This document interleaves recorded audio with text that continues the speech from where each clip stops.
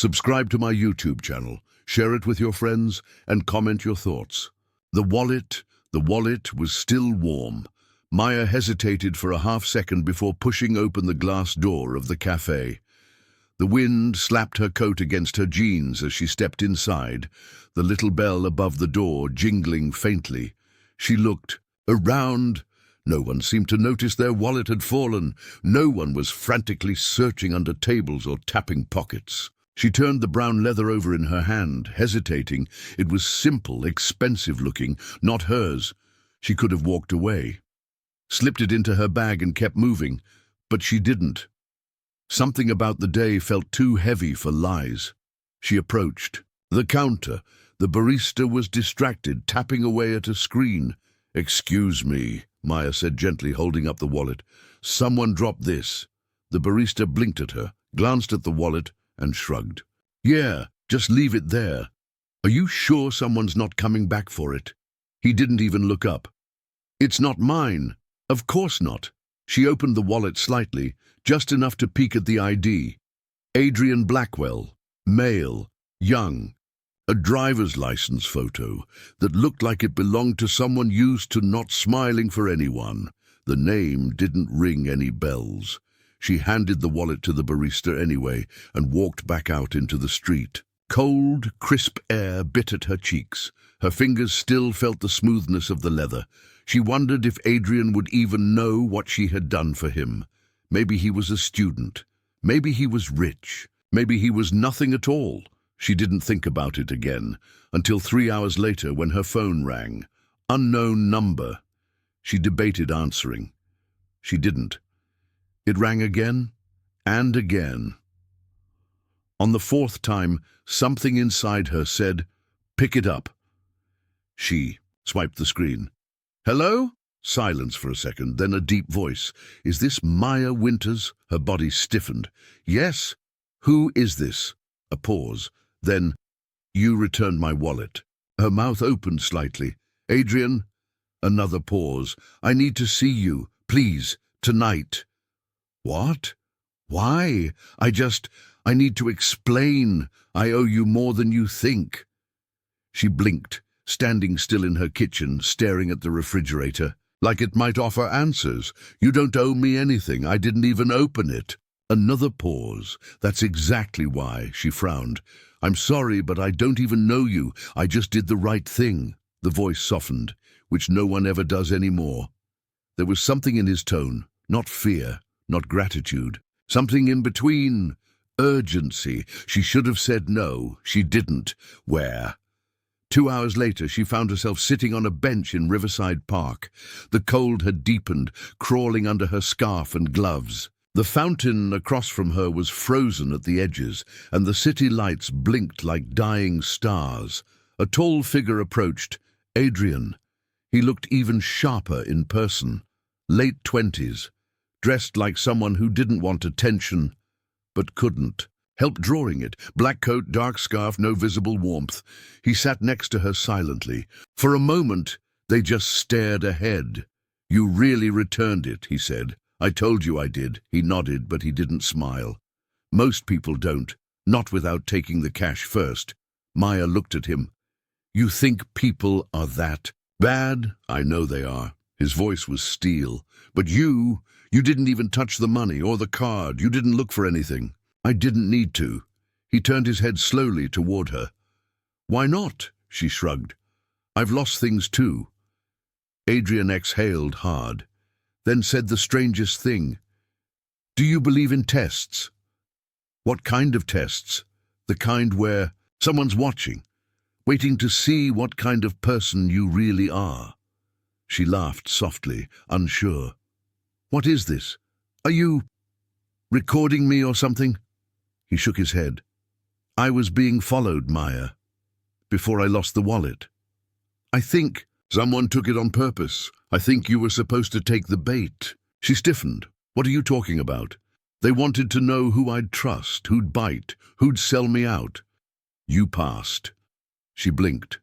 "This is insane." "I know how it sounds, but there are people who want something from me, And when I saw your name on the footage, returning it, I knew I had to meet you. Wait, you have security footage of me? He ignored the question. Look, I'm not asking you to believe anything. I just need a favor. Her breath misted in the air. A favor? He leaned in, lowering his voice. Someone's going to contact you. Maybe tonight, maybe tomorrow. Don't trust anything they say. Don't go anywhere. Don't tell them you met me. Her heart was thudding now. Who are these people? Adrian hesitated. Then he stood. Just don't answer your door unless you know who it is. And Maya, thank you. You did the right thing. I hope you don't regret it. Before she could speak, he disappeared into the darkness. Maya didn't sleep that night. She jumped at every creak in the floorboards, every car door outside. But morning came quietly. Her phone didn't ring. For a day, everything was normal again. She tried to forget the park, the conversation, the strange urgency in Adrian's eyes. But then 2 days later, she received a text from an unknown number. Hey, we need to talk about that wallet you returned. Her stomach dropped. She didn't. Reply 5 minutes later, another message. Meet us at 5th and Laurel. 10 minutes. Don't make us come to you. Her hands trembled. Who was us? She called the number. No answer. She should have gone to the police. She should have blocked the number. But she didn't. Instead, she went. The corner of 5th and Laurel was quiet, almost too quiet for a Thursday afternoon. No shops, just a row of abandoned buildings and a bus stop that looked like it hadn't been used in years. Maya stood with her arms folded, scanning every car, every shadow. Then a silver SUV pulled up. The window rolled down.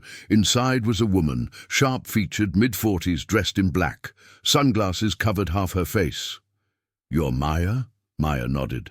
The woman smiled tightly. Get in. No. We just want to talk. About what? The woman's smile didn't waver. Adrian Blackwell. Maya's heart sank. I don't know where he is. We know. He told you not to trust us, didn't he? Maya said nothing. The woman leaned slightly out of the window. Her eyes were cold. You should have taken the money, Maya. Would have made things easier. What do you want from me? The woman reached into the glove compartment and held something out, a small black envelope. Give this to Adrian. Tell him we found her. Maya's voice caught. Found who? But the window rolled up. The SUV drove off. Maya stood frozen, envelope in hand. When she opened it, all it said, handwritten in jagged ink, was, "She's not dead." The woman in the photograph. The envelope was still in her coat pocket, burning against her thigh like a live wire. Maya hadn't slept. After the SUV drove off, she stood there on that empty sidewalk with the words echoing in her skull. She's not dead. She had no idea who she was. But the certainty in the woman's voice, the chilling calmness of her delivery. Maya knew she'd just been handed something dangerous. She could have ignored it, tossed the envelope in a bin and walked away. But instead, she sat at her small kitchen table, the envelope open before her, the message beside a cup of now-cold tea. She had no way to reach Adrian, no phone number, no address, nothing, just his name, and the weight of a mystery that now had her by the throat. So she did the only thing she could think of.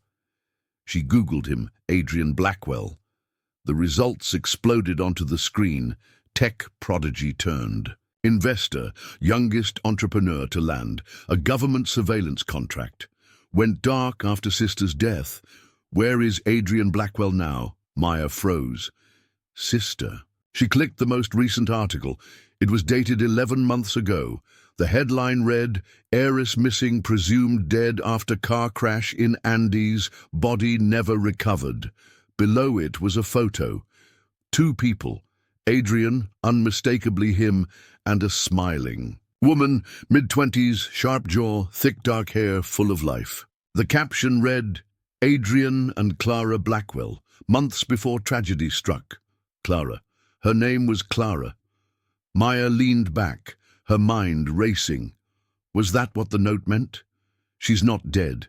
It couldn't be a coincidence. Whoever had handed her that envelope wanted Adrian to believe that Clara was alive. But why go through Maya to say it? Why not reach out to Adrian directly? Because he didn't trust them.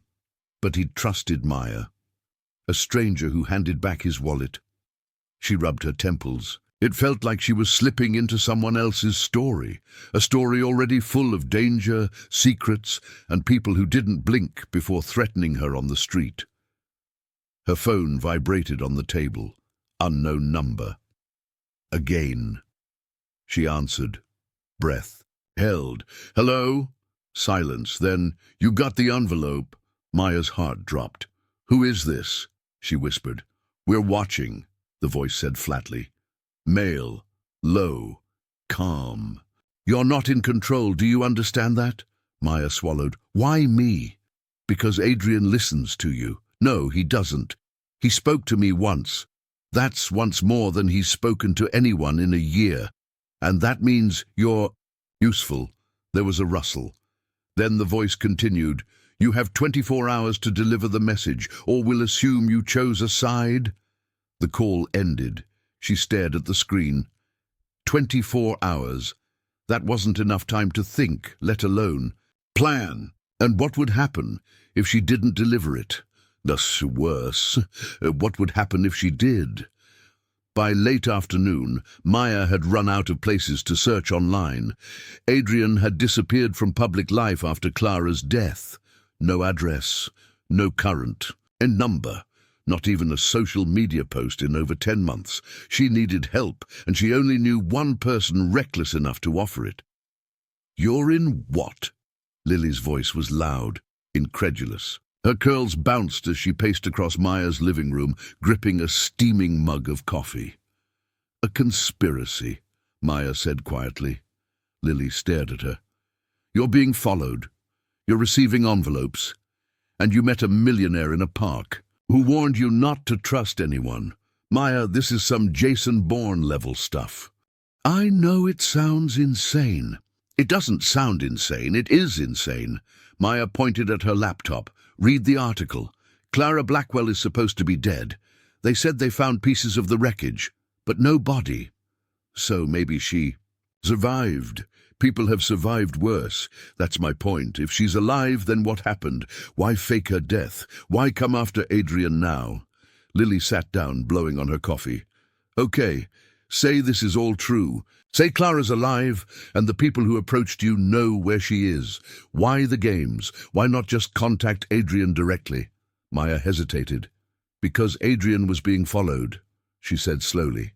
He told me that. He thought someone was setting him up, testing people. Lily raised an eyebrow. And you passed. Only because I gave the wallet back. Lily leaned in. So what now? Maya pulled out the envelope, placed it between them. I need to find Adrian before they do. The next morning, Maya's breath fogged the air as she stood outside a nondescript upscale apartment building in Midtown. It had taken Lily's ex, who owed her a favor from some shady real estate deal, a full night of digging to find the address. Adrian's last known residence. The doorman wasn't helpful. Mr. Blackwell doesn't live here anymore. When did he leave? The man frowned. Months ago, no forwarding address. She nodded, defeated, but as she turned to leave, the man called after her. There's a woman who still picks up his mail. Older, real sharp type. She comes every Thursday morning. Maya's pulse quickened. Do you know her name? Nope, but she'll be here in 5 minutes. Maya waited. Sure enough, a sleek black car pulled up outside. A woman in her 60s stepped out. Silver, hair tied neatly, eyes like glass. She moved with the precision of someone used to control. Maya approached cautiously. Excuse me, ma'am? The woman barely acknowledged her. I'm sorry, do you know Adrian Blackwell? The woman paused. Who's asking? My name is Maya Winters. I need to talk to him. It's about Clara. That got her attention. She turned fully now, studied Maya. You're the one who returned the wallet. Maya blinked. You know about that? The woman nodded. He told me. Said if anyone ever mentioned Clara's name and didn't flinch, I should listen. Maya held out the envelope. The woman didn't take it, but her eyes narrowed. Get in the car. They didn't speak much during the ride. The woman introduced herself as Evelyn. She had been Adrian's family lawyer and personal aide for over 20 years, and she knew what Maya had stepped into. I warned him not to involve strangers, Evelyn muttered. But he said you had honest eyes. Foolish boy, do you think Clara's alive? I think Adrian believes she is, and that belief makes him dangerous. Maya turned toward her. Why would someone fake her death? Evelyn exhaled. Clara was working on something she shouldn't have been near. High-level surveillance tech, military contracts. She found something, or someone found her. She looked at Maya, then she vanished. The car pulled into a private lot and parked near an old warehouse. Evelyn turned off the engine. He's inside. The warehouse was cold and empty, but Adrian was there, seated at a long wooden table, a single lamp above him. He looked tired, lean like he hadn't eaten in days. He looked up when Maya stepped in. You came. She held out the envelope. They told me to give you this. He took it with steady hands, opened it, and read the note. His face didn't move, but his voice was a whisper. She's not dead. Is it true? Maya asked. He didn't answer. He pulled something from his coat, a photograph, a grainy, zoomed-in shot of a woman standing in a crowded street. Her hair was longer, her face older, but it was Clara, alive. Maya gasped. That's her. I got this 2 weeks ago, Adrian said, from a burner account. No message, just this. Why would someone want you to think she's alive if she isn't? Because she's being used, hidden, maybe even blackmailed. He turned to her, eyes wild with a mixture of hope and terror. I need your help, Maya. Me? She whispered. Why? Because you're not in this for money. You don't care about fame. You don't even know what this fight is about. That makes you the only person I can trust. I'm not a spy, Adrian. I'm a waitress. Exactly. No one would expect you. Maya stared at him. This wasn't her life. This wasn't supposed to happen. But something inside her stirred, a memory of standing on the sidewalk, choosing to do the right thing, just because. And now there was no turning back. Okay, she said quietly. What do we do next? Adrian looked her dead in the eye. We find Clara. Shadow signals. The warehouse buzzed with silence. Maya sat across from Adrian at the wooden table, the grainy photo of Clara still lying between them. A storm brewed in her mind.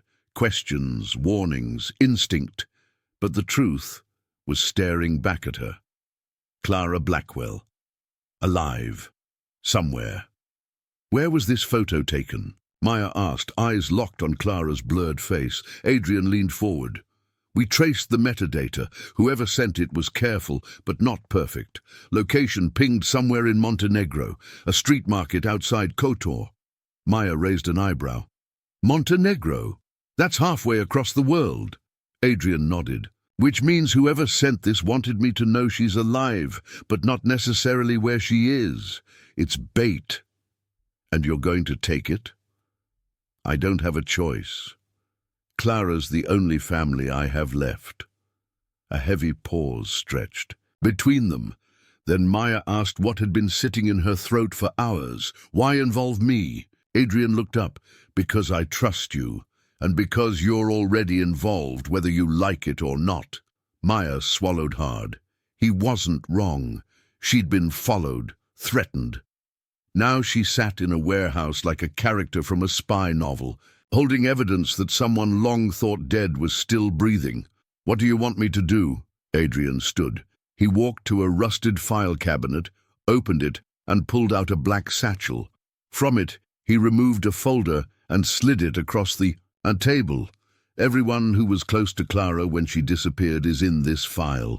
One of them lied. One of them knew she wasn't dead and helped cover it up. Maya flipped it open. Inside were a dozen profiles, photos, government records, notes, scribbled in sharp, furious handwriting. Scientists, tech executives. A woman named Selena Torres, listed as Clara's former college roommate, a security officer, even a government official from the Department of Defense. These people, Maya whispered. You think one of them is behind it? I know one. Of them is, Adrian replied coldly. The question is who? He paused, then added, there's a storage unit. Clara used it before she vanished. I haven't touched it since. But maybe you'll see something I missed. Maya looked at him. Why not go yourself? Because I'm being watched. But they don't know you're working with me yet. That makes you my only clean link. Later that night, the air around the storage facility was thick with humidity and secrets. Unit 14B stood at the end of a long, shadowed corridor, its metal door untouched for over a year. Maya's fingers trembled as she turned the key Adrian had given her. It creaked open. The smell hit her first. Dust, old leather, and something floral. Jasmine, maybe. Clara's scent. Maya stepped inside slowly. The unit was small, barely big. Enough to stretch out your arms, but it was packed. A desk, filing cabinets, dozens of folders, maps, and sticky notes, and a corkboard covered in photographs. Maya turned on the small desk lamp and stepped closer. The corkboard was like a spider's web of red string and connection points. Faces, companies, locations, and, in the center, a name. Project Helix. Maya's heart thumped. She pulled out her phone, snapped a few photos. Her fingers moved quickly, flipping through folders and papers. Some were technical, others were coded, but most revolved around one central idea. Someone inside the Department of Defense had hijacked Clara's research. She felt her stomach tighten. Adrian had mentioned military surveillance, but this looked deeper, more personal.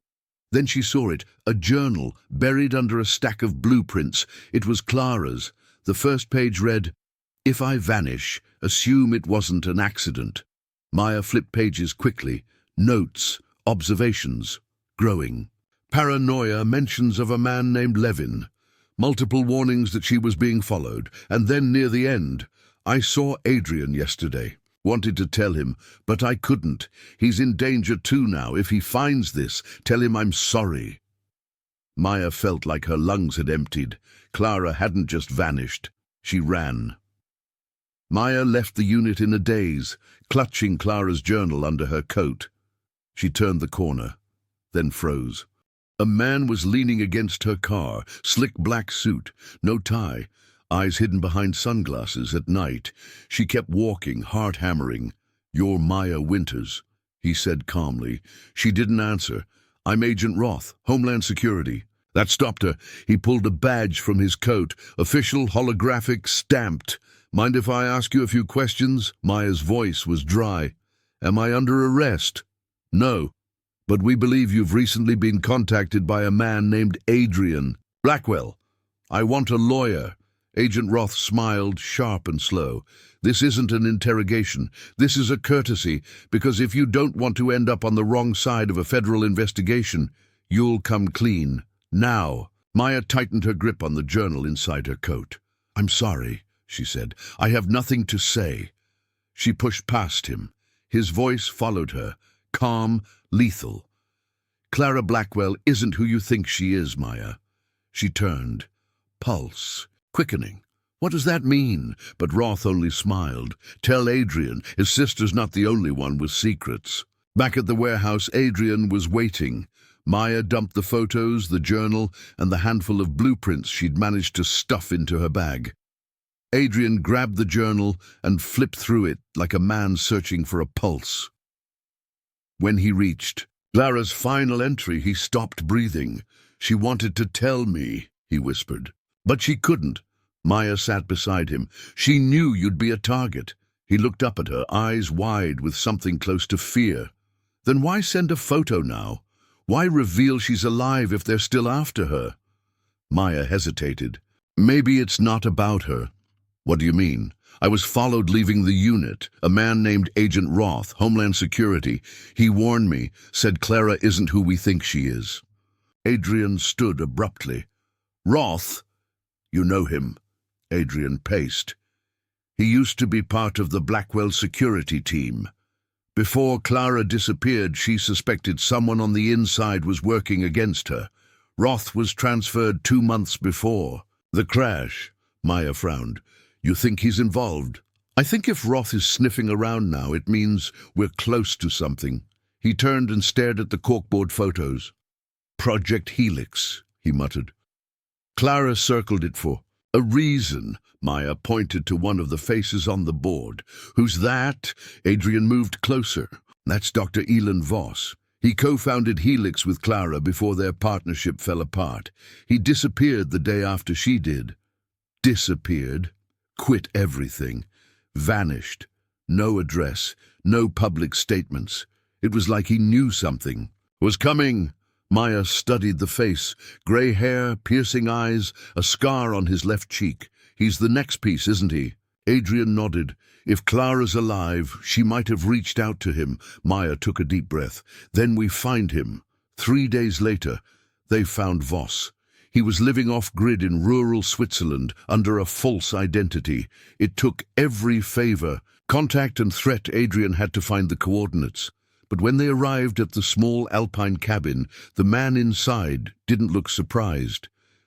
Voss opened the door in silence. He looked thinner, older and weary of the world. I was wondering when you'd come, he said. Adrian's voice was ice. Where's Clara? Voss stepped aside. She's not here. Then where is she? Voss looked at Maya. His eyes lingered on her like he knew something she didn't. Then he walked to the fireplace, tossed another log in, and finally spoke. She's alive, but not safe. And if you found me, they're already coming. Maya stepped forward. Who's they? Voss turned toward them slowly, and then said a name Maya had never heard before, but one that made Adrian stagger back like he'd been punched. Seth Calder. Adrian looked sick. He's dead. Voss shook his head. He was never dead, and now he wants Clara back. The man they buried Maya had heard of ghosts, but never one that wore a tailored suit and had access to satellites. Seth Calder can't be alive, Adrian said for the 3rd time, pacing the dim cabin like a caged animal. He died in the Costa Rica plane crash. I saw the wreckage. Dr. Elon Voss stared into the fire, his voice low, gravel thick. You saw a wreckage, not his body. There's a difference. Maya sat frozen on the edge of a leather armchair, her pulse flickering like a dying street lamp. Start from the beginning, she said. Who is Seth Calder? Adrian stopped pacing. Calder was one of Clara's early mentors, former NSA, turned private sector. The man was a genius at system infiltration, could break any firewall in under 10 minutes. But he wasn't just a hacker. He understood human leverage, psychological warfare. Maya's eyes narrowed. You're saying he manipulated Clara? Didn't have to. He recruited her, funded her research into neural mapping and biometric memory transfer, what became Project Helix. And then, Adrian's jaw tightened. He disappeared. Plane crash, no survivors. Clara blamed herself, said, her research was cursed. She shut everything down, Voss added quietly. She didn't shut it down. She hid it. Maya leaned forward. From who? Voss looked her dead in the eye. From Calder, because he faked his death to steal it. The fire popped loudly. Silence fell. The kind that pressed in behind your ears and made you question reality. Maya tried to steady her voice. So he's alive. Why resurface now? Voss rubbed a scar across his chin. Because Project Helix is functional. What does that mean? Adrian stepped forward, his voice low and sharp. It means someone can now extract your memories and implant them into another human being. Not just data, identity. Maya blinked. That's impossible. Voss's smile was bitter. We thought so too, until Clara tested it. The words felt like ice. Maya shook her head. You're saying Clara used it on someone? Voss nodded. A volunteer. She was desperate, said she had to know if identity could be preserved. She called it conscious continuity.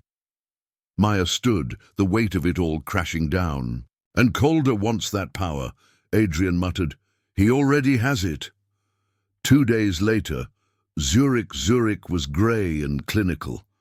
The kind of city where secrets could hide in plain sight, buried in marble buildings and coffee shop whispers. Adrian parked the rental SUV 2 blocks from the secured research archive. The location Voss gave us is in that building. Maya checked the pistol Voss had handed her, cold, unfamiliar, legal only in theory. I thought we were just retrieving files, she muttered. Adrian's eyes scanned the rooftop, the doorways, every blind corner. If Calder really is alive, he'll know we're here. They entered through the rear service door. The basement archive was built like a vault, steel reinforced, no cameras inside. Maya's flashlight scanned over crates, old terminals, sealed containers. Room 3B. The code was burned into her brain. When they reached it, Adrian keyed in the access number. The door slid open, and there, on a single shelf, sat a black suitcase. Adrian stepped forward, heart pounding, but before he could reach it, a sound stopped him, the soft click of a gun being cocked. Maya spun, raising her weapon. Behind them stood a man in a grey trench coat, neatly shaved, military posture, smiling like a man who had waited a very long time. "You've come far," he said, voice smooth as glass. "But not far enough." Adrian's face drained. "No." The man stepped forward. "You didn't bury me deep enough, Adrian." Maya whispered, "Seth Calder." He inclined his head slightly. "In the flesh." Adrian's voice cracked. "Why Clara? Why chase her?" Calder walked to the suitcase and opened it. Inside were 3 syringes, all labeled with numbers. No names. "She has the final sequence," he said. "The neural anchor." Maya aimed the gun higher. "And you're planning to use it?" "Already have," he said with a faint smirk. "On a few subjects, promising results, but unstable. I need Clara to stabilize the memory bridge." Adrian's fingers clenched. "So you faked your death to steal her life's work, and now you want her to fix it." Calder's eyes gleamed. "And she will." Then he snapped his fingers. The lights cut out. Gunshots rang. Chaos. Maya dove behind a crate as bullets punched into the metal around her. Adrian tackled Calder, the suitcase sliding across the floor. A second shooter burst through the rear door, masked, firing rapidly. Maya raised her gun, fired once, twice, missed Adrian. Shouted, "Run!"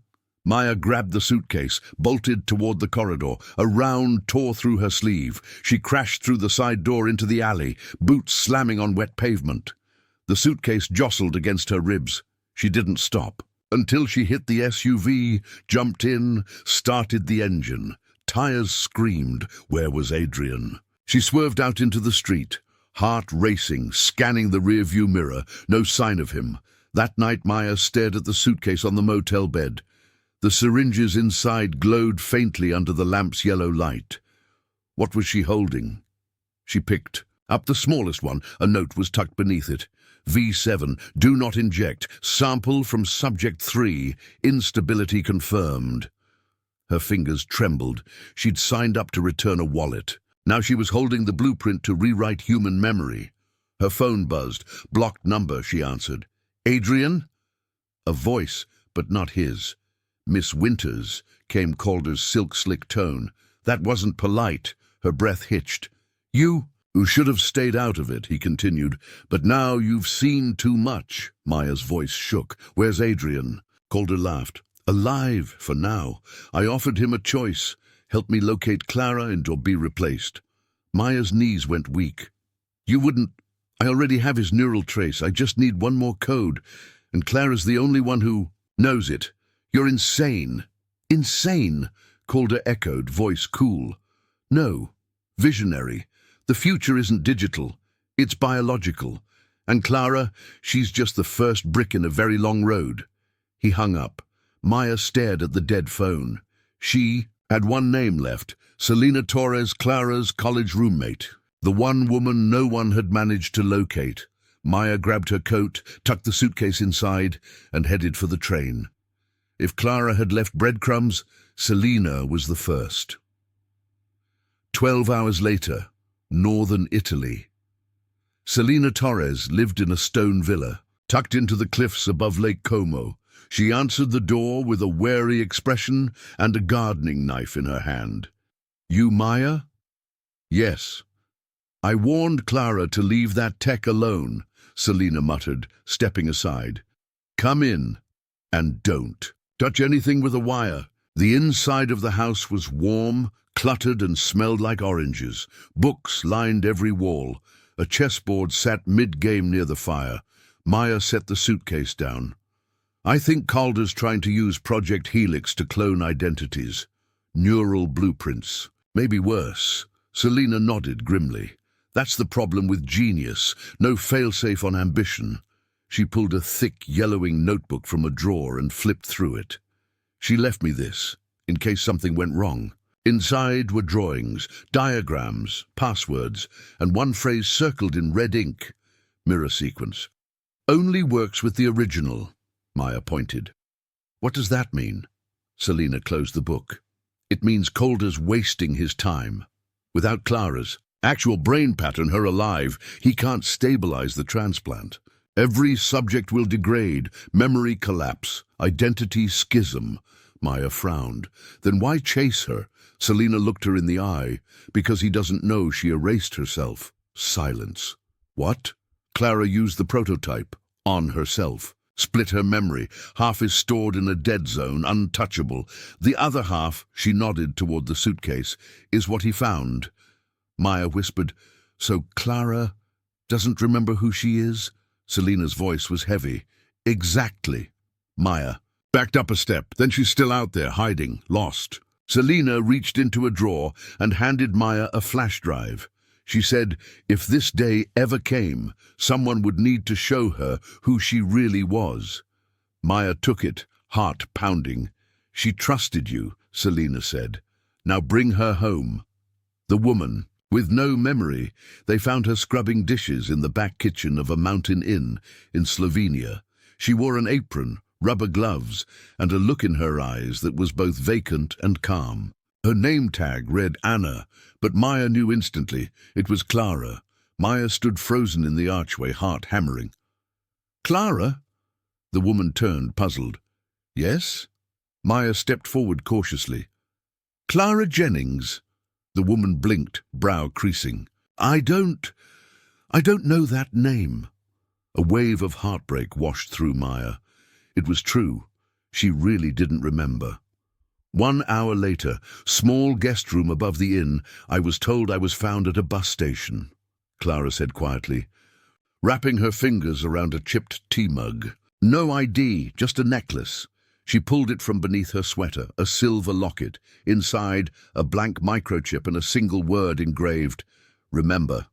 "That's yours," Maya said. "Clara, your real name is Clara Jennings. You're a neuroscientist. You disappeared a year ago after someone tried to steal your work. His name is Seth Calder." The color drained from Clara's face. "That name, I know that name." Maya's eyes sharpened. "How?" "I don't know. It's like a shadow behind a locked door." Maya pulled out the flash drive Selena had given her. "This has everything. Your notes, your memories. It was meant to bring you back." Clara stared at it, then shook her head slowly. "I'm afraid. What if I don't like who I was?" Maya took her hand gently. "You were brave. You tried to protect the world from something dangerous. You sacrificed everything to keep people safe." Clara looked down, then nodded. Later that night, makeshift lab, candlelit and jury-rigged in the back of the inn, they connected the flash drive to Clara's chipped necklace. The innkeeper, a grizzled man who'd once studied engineering in Budapest, had agreed to help. No questions asked. When Maya activated the sequence, the screen lit up with cascading code, neural fingerprints, voice logs, memories, and then a blinking prompt. Do you wish to restore sequence C. Jennings 01? Maya glanced at Clara. She exhaled shakily. Yes, the upload began. Clara convulsed. Maya rushed to her side, grabbing her hand. Clara's eyes fluttered, lips moving. Whispers. Adrian, Project Helix, the cabin. Then she slumped. Silence. The monitor blinked green. Sequence complete. Maya whispered, Clara? The woman stirred, then slowly looked up. Her expression was no longer blank. It was fierce. You said Calder's. Alive? Maya blinked. Yes. Then we end this, Clara said. 3 days later, Interlaken, Switzerland. The coordinates from the suitcase had pointed to an abandoned observatory hidden in the Alps, one that once served as a Cold War listening post. Calder had retrofitted it. Cameras, scanners, armed guards, drones overhead. Maya crouched behind a rock ledge, watching through binoculars. Clara lay beside her, whispering instructions. He's storing identity imprints in quantum cold storage. Down, there in the sublevels. If he finishes this sequence, he can imprint anyone, turn loyal people into walking puppets. Maya's voice was tense. How do we stop him? Clara pulled out a small transmitter. We fry the core. The system has one weakness. It's built to protect data from deletion, but not from overload. If we feed it scrambled loops of corrupted memory fast enough, the system crashes before it can isolate the truth, Maya finished. Clara smiled faintly. Exactly. And Adrian? Clara's smile faded. We'll find him. Inside. Observatory base level. They got in through an old service tunnel. Clara moved like a ghost, memory having returned to her with the weight of 10 years of paranoia. Maya followed close behind, pistol drawn. When they reached the server vault, Clara plugged in the transmitter and opened a terminal. Data spun across the screen. Faces, brainwave patterns, hundreds of profiles. Then Adrian's face. Maya gasped. He's here! Suddenly, a hand grabbed her shoulder. Maya turned to fire, but it was Adrian, bruised, alive. She fell into him, relief flooding her. I told him nothing, he rasped. He used Helix on me, tried to overwrite, but Clara's lockout code stopped it. Clara stepped forward. We're out of time. Help me break the final node. Adrian sat beside her, his fingers flying across keys. Then the door blew open. Seth Calder entered, flanked by 2 armed men. He looked older, scarred, but unmistakable. Well, he said, voice rich with mock surprise. Clara, back. From the dead, and with friends. Clara stood. Step away from the console, Seth. He smiled. You know what I've created? With your foundation, a world where memory is no longer tied to flesh, a place beyond death, beyond consequence. You've created monsters, Clara snapped, and you're first on the list. Raised his hand. One guard moved, but Maya fired first. The man dropped. Adrian tackled the other. Clara lunged for the switch. Calder grabbed her arm. They struggled, wrestling for the kill code. Then suddenly, Clara looked him dead in the eye. I left you a gift in the stream. He froze. What? She smiled. Memory loop. False input. Enjoy the spiral. She slammed the override. The room shook. Screens blinked red. A high-pitched whine echoed through the metal floor. Calder screamed as digital feedback fried the servers. The neural imprinting collapsing in a swirl of code. Adrian pulled Clara back, just as sparks burst overhead. They ran. Behind them, the system melted into silence. 1 week later, Amsterdam. Clara, Maya, and Adrian sat at a quiet cafe beside a canal, watching boats drift by. The sun was warm. Tourists laughed nearby. Life was normal again. Clara sipped her tea. So, he's gone. Adrian nodded. Interpol found nothing but fried circuits and a false retina in the debris. Maya asked, Do you think he's really dead? Clara hesitated. I think Seth Calder's mind is dead. Whether his body survived, that's another question. Maya looked at the flash drive in her pocket, the last backup of Clara's full identity, now encrypted beyond recovery. What happens to Helix? Clara smiled, slow and thoughtful. I've deleted it from everywhere, burned the backups. But I kept one thing. What? She opened her locket. Inside, the blank chip now shimmered faintly with new data. Just one memory, the first time I knew what it meant to trust someone. Maya leaned in. What was it? Clara looked her straight in the eye when you gave me back that wallet and didn't ask for a thing. The memory that changed everything. The memory began on a snowy street in Prague. Clara stood beside Maya, watching the old tram pass as tourists hustled along the icy sidewalk. They had come here to disappear, to let the world believe they were shadows again. But even in the cold, there was warmth now, a quiet sense of something that had once felt impossible. Safety. Adrian sat on a bench nearby, sketching the Charles Bridge as if each pencil line pulled some remaining trauma from his bones. His right hand still trembled slightly. The aftershocks of Calder's failed imprinting attempt lingered. But today, something was different. Clara had called Maya here for a reason. She pulled a folded document from her coat and handed it over. Maya opened it, stared. It was a grant deed. What is this? She whispered. Clara smiled softly. It's yours. The place in Geneva, the safe house, the funding, the identity cover. All of it. Maya blinked. Why are you giving this to me? Because I'm leaving it behind, Clara said, eyes full but calm. I'm building something new.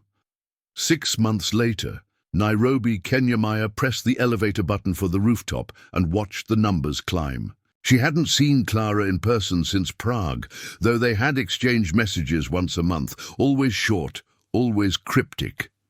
Now Clara had simply sent a voice note. Come see what I built. The doors opened, and Maya gasped. Above the city, skyline, there was a garden, real soil, real trees. Solar panels glinted like petals beside rows of vegetables, medicinal plants and tech stations. Children played with VR headsets beneath shade nets. Elderly women coded on tablets with weathered fingers. Laughter echoed across the rooftop. Clara stood at the center, holding a small boy's hand. She turned and smiled. This is Manara, the beacon, she said. It's the first of 7 hubs, memory clinics, trauma centers, tech recovery programs.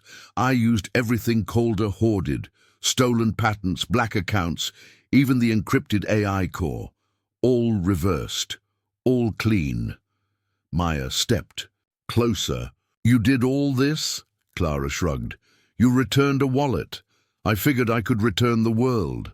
Later that night, rooftop fire pit. Maya and Clara sat watching the stars. Adrian's name came up, as it always did.